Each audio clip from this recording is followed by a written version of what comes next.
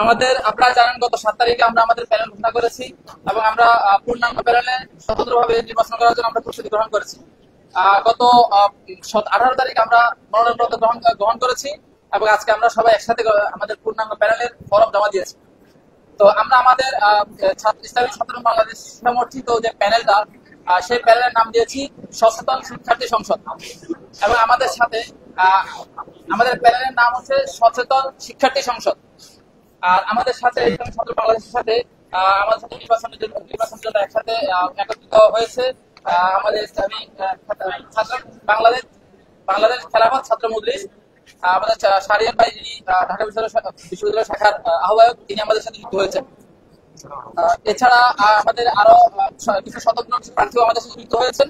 তো আমরা আমাদের এই পর্যায়ে আমাদের পূর্ণাঙ্গ প্যানেলের তালিকা ঘোষণা করার জন্য আমি অনুরোধ জানাচ্ছি ইসলামী ছাত্র বাংলাদেশ ঢাকা বিশ্ববিদ্যালয় শাখার সভাপতি মোহাম্মদ আবু বকর সিদ্দিক। আসসালামু আলাইকুম প্রিয় সাংবাদিক বন্ধুগণ, সচেতন শিক্ষার্থী সংসদের পক্ষ থেকে আন্তরিক শুভেচ্ছা ও মোবারকবাদ। সচেতন শিক্ষার্থীদের মোটো হিসাবে মনোনয়ন করা হয়েছে beyond politics, beyond fear, DUCSU for a brighter frontier.